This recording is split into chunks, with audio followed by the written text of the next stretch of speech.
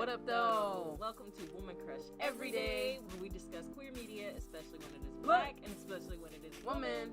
I'm your host, Tang B, aka Sean B. Scribe. And I'm your host, Allison, aka Al Wolf. And today we are going to discuss Black Lady Sketch Show Season 3, Episode 1. Yes, indeedy. But first, before we get into that, I'm going to need y'all to go ahead and subscribe. Stop playing with us. Stop playing in our faces. Subscribe. Y'all watching the show every week and you haven't subscribed. Y'all looking at us for this like premium queer content, like discussions and talking points on like representations of black women in media, like black lesbians. Come on now. Subscribe. Do it now. You know you want to see us at the top of your feed. Exactly. You know you want to know exactly when it drops. All of that. Boom. So stop playing with us. All right. So we should get into Black Lady Sketch Show. Yes, indeed. So this is the third season of the show. It started, I think, in 2019. Mm-hmm. And so the stars of this show include Robin Thede, Gabrielle Dennis, Ashley Nicole Black, formerly Quinta Brunson, but now Sky Townsend. Mm-hmm. This is the third season, and the reason why we want to talk about this show, if you haven't seen it, Black Lady Sketch Show is pretty much in the title. It's a sketch show. Yes. So there is like a recurring storyline that happens, which is the world has ended and these four black women are trapped together. But other than that, the rest of the show is made up of these sketch comedy skits. So, but one of the writers of the show is Lauren Ashley Smith. And Lauren Ashley Smith has been the head writer of the show for many seasons. They've also had other queer writers, including Brittany Nichols, who I really love, who did Suicide Kill. Yes, which we reviewed before. Yes, so go back in the archives, check out our review of Suicide Kill. It's actually a really funny movie. Yeah. Really funny. Go back and watch it. She's also done an appearance on Transparent and now is writing for Abbott Elementary, which is the show that we've lost Quinta to. Yes. But Lauren Ashley Smith is one of the head writers on the show and is a queer black woman. And yes, that's what we talk about, y'all. So we're going to talk about Black Lady Sketch Show. Bada boom, bada bang. And we're just going to talk about Season 3, Episode 1, but there are definitely gems that you should go back and watch from Season 2 and Season 1. Yeah. I was really, really excited to hear that there was a Season 3 of the show. I'm so proud of these ladies for being able to keep this show, a sketch comedy show with black women on HBO, 3 seasons strong. Like, that's beautiful. And to know that, to have these black women writers who are putting this work together. And it's just really, really dope. So yes, be excited. Shall we get into favorite scene? Yes, let's do it. Yes.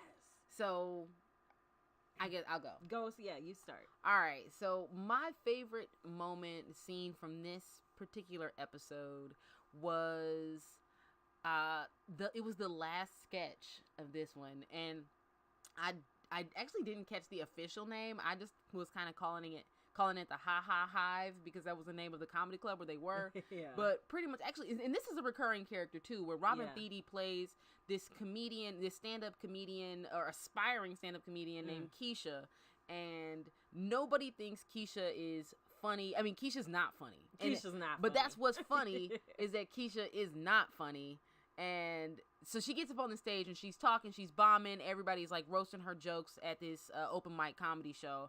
And it is a person in the back of the audience who starts just heckling her essentially, but with funnier jokes. And we find out later that person is Wanda Sykes. And it was just funny. I thought that back and forth, they did a good job with that. Favorite scene. I agree. Yeah, that was a really good scene, and I love that they brought that character back. So she normally tells stand-up jokes, this character Keisha, at her church's time for like call for prayers and special in requests. the fellowship hall. So she'll normally take prayer time to try to do an open mic session. So I like that they brought the pastor from the church into it as well to continue the roast on her. That was a really funny scene. And it had the Wanda Sykes on there. Yes, indeed. So Black lesbian, boom, Boom. shining in this moment. Nice. Loved it. Your favorite scene? While the final scene was the one that I think definitely gave me the most ha funny moments, the first scene I think was my favorite. So this was all the women gathering because it was one day where they could return their natural hair products that had not worked. And I just thought that was funny because I was like, way to like really hone in on the Black woman experience. Yeah. Just like trying to use all these different products, which, side note, sometimes is a way to say that we actually hate our hair rather than like loving and appreciating what it naturally does. Speak on it. But I'm not gonna say that I won't go find some products to add to some lusciousness and conditioning and, you know, making it really shiny. And, you know, I could probably use some more products right now. I don't know. You look kind of luscious right now. I don't know. You looking kind of. I did put product on here. So very this conditioned. That looks very deeply conditioned. Shout out right to now. Pure Shea in Detroit for the best conditioner. See? This is a product I would not return. I would not return it if there was a return day. But anyway, Nice. back to the show. It was just this skit about all these people who are talking about the products they've used that have now collected dust in their cabinets and what has happened, the hope that they thought it would bring them and how it hasn't worked and how they're ready to go back in there and try new products, which they all have recommendations for, as I just demonstrated. So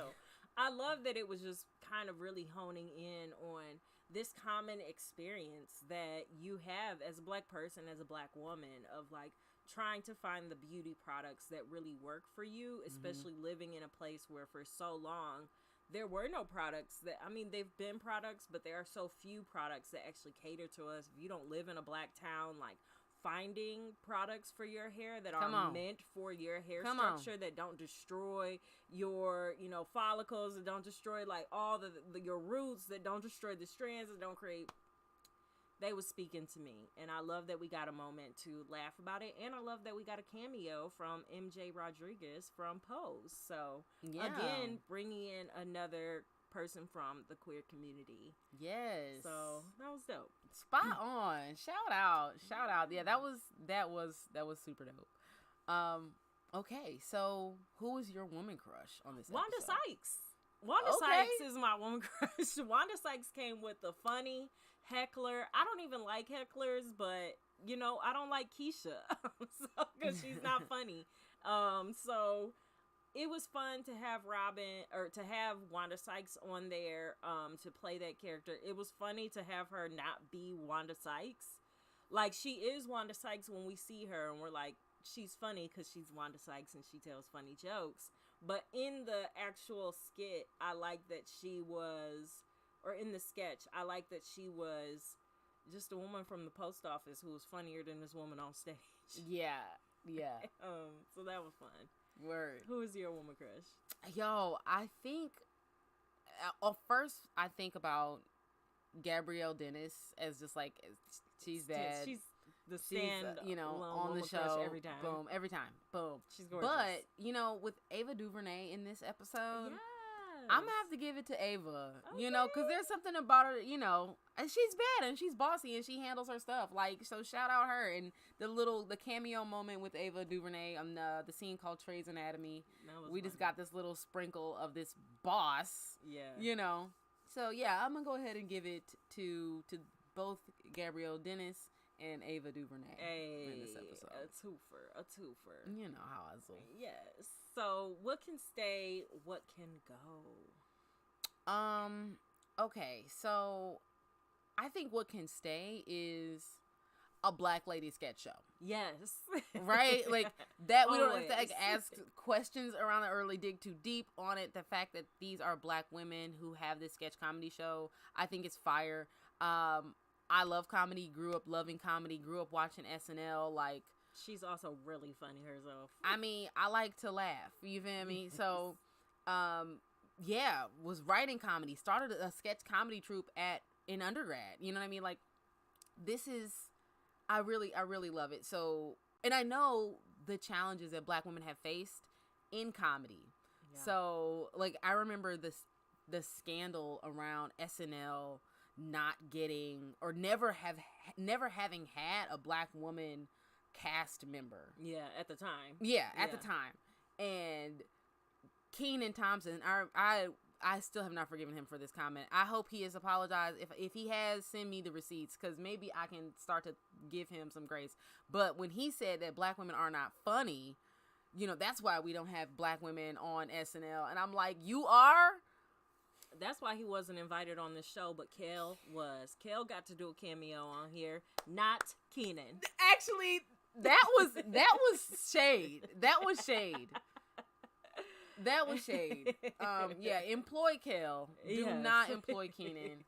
Because, why are you saying that? Yeah, I mean, I think they shatter all of that belief that black women can't be funny, that they aren't funny, that we don't have multiple, like, black women on top of black women to contribute to funny. I think this show proves that, and that can always stay. Always. Eternally a fan of that. What can go? I feel like niggas, like on this show. I feel like the first season of the show was way gayer than seasons, like the later seasons. And maybe that's just me. Maybe, I don't know. I wonder if it has to do with the change in the writers, the change in the actors too. Or maybe just what audience reacts to, I wonder how much are they writing toward what are their most watched shows or most watched skits? Yeah. And I wonder if, we just make up less of the population. But the gay skits have been the best ones. Yeah. Yeah, they have. Biased. They have. And, I wish in ways that we could lean a little bit more into that. But I can only assume the challenges that you face. And matter of fact, they did a sketch on that, on trying to please everybody in last season. It was actually really trying funny. to please the black community, and it's like, is it too powerful? Is it not powerful enough? And how do people see our actions? So I don't know what they're up against, but it does feel like there is a push for straight representation in this, like, that's sprinkled in, and it's like, straight representation. Woo woo, yeah, I'm not mad at that, but I don't know. It feels like we're reaching a little bit in knowing, like, our head writer is married to a woman. Yeah, our head writer definitely has a whole life. Has a whole life. I want to see more lesbians. I want to see more, like, lesbian activity. I mean, I think that's fair. I think that's my other thing. I'm not mad at, people being straight black women. Right. There's nothing wrong with being a straight black woman. I just personally don't care. And that's about trying to find a good black man. I'm just like, I know good black men, I'm happy there are good black men out there. Good black men help make our world run well, Thanks, totally good black a womanist. Love them. Love you guys. Don't really care. And it's not my experience. I think part of it is that they make fun of, I think, the direness that gets painted on black women, kind of thirsting, longing for, pining for, really wanting and needing this black king to be with them. And I feel like part of it is, like, maybe the Dr. Hadassah same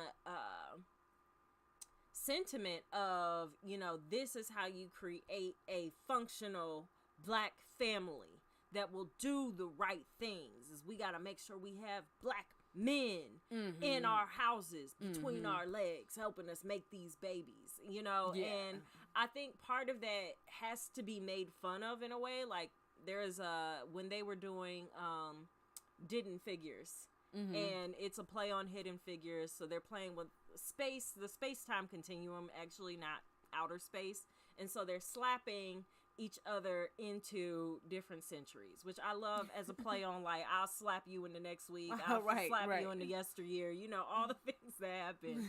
And what's interesting is they slap and get this black man, but it's a married black man. So it's like this play on, like, these women who are so desperate for a man that they'll take any black man, really, and not really do the full investigating.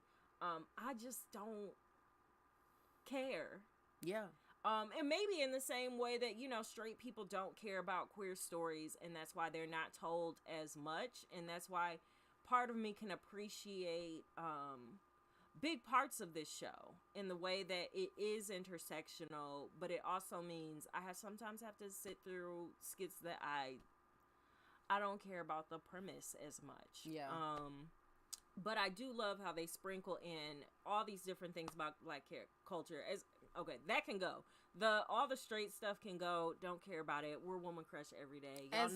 Y'all know we don't care about it that much. So, what can stay is all the little tidbits about Black culture that we then get to play with. And I think it's a hard line, because I think sometimes it feels like they're making fun of us, like we're making fun of us. And then in other times it feels like I need the space to make fun of that part of us, because it is a part of me. So I really like